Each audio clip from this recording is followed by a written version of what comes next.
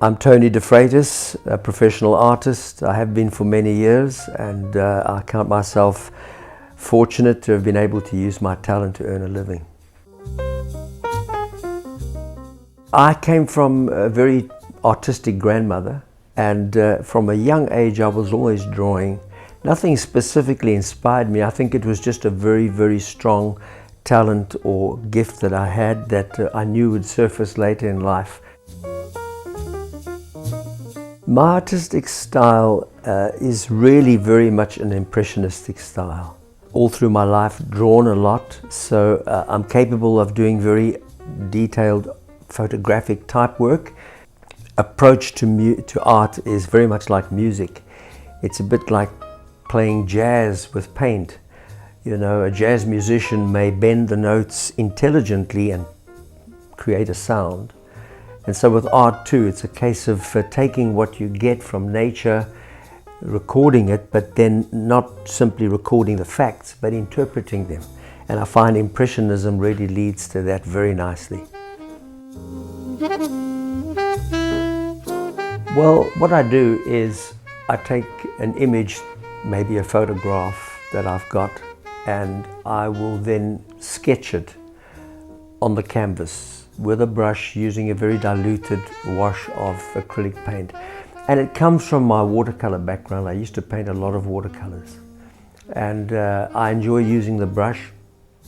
So I'll sketch it onto the white canvas. Then I'll paint it in with a brush, filling in the color. But at some point after that, I will then take my palette knife with thick acrylic paint and layer it over and cover it with a palette knife, which allows me to get a very rough edge to it and also a textured look. I've turned to acrylic because of its texture, its ability to cover and to manipulate and change and add lighting afterwards, whereas in watercolor you have to always preserve your lights and paint around them. But also it dries rapidly, which allows me to work very quickly. Yes, I would say so. In my earlier years too, I was very impressed with the American watercolorist John Pike, and his book, which I studied extensively, taught me how to see values, lights and darks and values in paintings, and that was a crucial aspect of capturing light. And so later on I looked at Kevin McPherson, an American artist, and he painted in oils, and he had a very good way of capturing the values by color, what he called a magic color isolator. And he would look through a little tiny hole at the color of any object you're trying to capture, and by just gauging that color separate from everything else, you could gauge the value and the color hue. And if you could get that right, your painting takes on a very realistic look. So those are artists I've studied and learned from. Someone drew my attention to Errol Boyley's work, and there was a remarkable similarity in some of the stuff I was doing. It was a subconscious connection. And then Adrian Boshoff, of course, is a wonderful South African artist. And his way of capturing figures and landscapes in an impressionistic style was really, really also inspiring. When people ask me the question, how do you paint when you don't feel inspired? I often say that there are many times when you're not hungry, and someone says, have something to eat, and oh, I'm not really hungry, but you taste the first French fry or the first bite of something, and eating creates the appetite. So I just feel if you don't feel like painting, just start painting. And before you know it, you're actually into it. So I never really have a problem with writer's block or painter's, you know. I was invited to do an art demo down in Durban North, and it was a whole class of artists, and they wanted me to do a painting, but it was restricted to less than an hour. And we have that painting. It's my wife's favorite painting, which is now hers.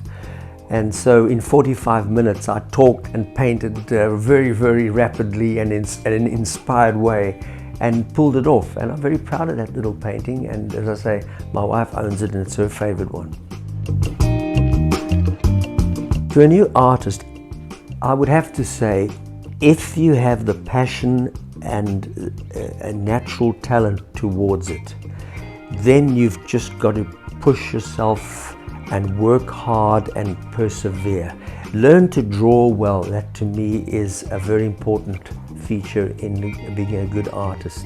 And then copy as many of those that you admire and absorb their styles, because there will come a time, if you persevere long enough, when your own personal style will impose itself. And all the influences that you've had are like a great library, but you will then find eventually your own personality will push over it, and you'll have your own style, and that's when you will reach success. But don't give up. Public opinion and what people like. An artist obviously paints in order to successfully sell. And so sometimes you hit on a formula and it does sell, so you find yourself painting to some extent along that formula line. But it's always good to stay true to your own vision, your own instincts. And if you create a style that becomes popular, whatever theme you basically paint seems to have, gets a response. Beautiful thing about art is that you can carry on, till the day before your funeral. You can still be painting. My aim is not, I don't seek fame or fortune, I must just say up front. My goal is to keep painting, keep selling, keep adorning people's homes and giving them the pleasure of having a work of art in their home.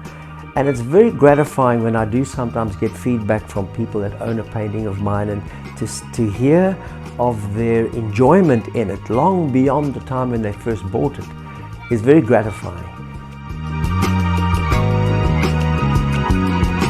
Art, I think, plays a role in making an awareness of people of the beauty around us, and an artist has the privilege of capturing that beauty and perhaps interpreting it in a way that brings it to a person and makes them aware of the beauty around us. So that's the impact I like to think I can have, is to awaken and to some degree satisfy the innate sense of and love of beauty that is found in humans.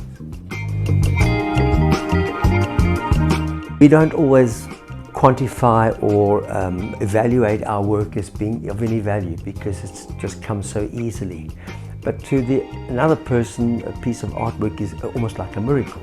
How did they ever do that? So throughout my life, I've needed the support of my wife, who's a very good, practical, business-minded person, and she knows how to quote and set a price and how to promote the work. So yeah, it's you need someone that's there to help you market the business side of things. That's not my forte. I paint and she promotes.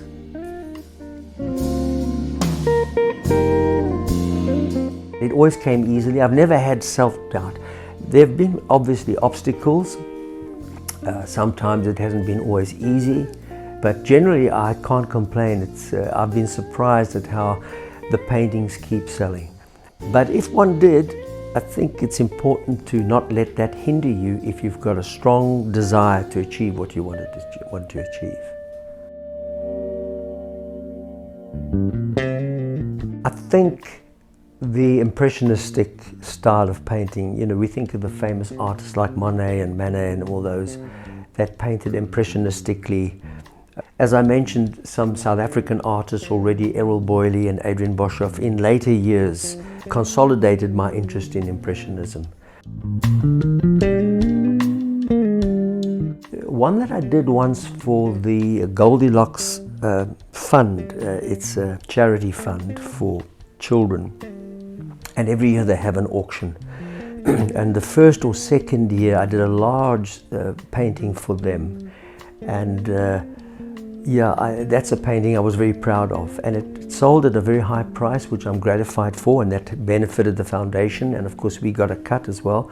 But that was a painting that I really would love to have kept.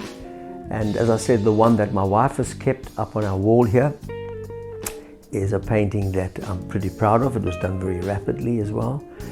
And there's one on the wall there that is quite an unusual one, with my wife standing around a fire in the garden. And to capture firelight and the warmth, I think, is quite a special thing too. So I paint for maybe an hour, and then I take a break. But I am a focused person. When I'm intense on something, whether it's studying matters or painting, I can go on for a long period without any fatigue. But there is, with painting, a time when you have to call it quits, because with a lot of paintings you can carry on and on and on, and they say that if you finish a painting before the final stroke, it's probably the best. So I've learned over the years not to overdo it. Pencil work might be a little more difficult because there's more detail attached, but with watercolors and with my impressionistic paintings, I think that it's necessary to not to overdo it.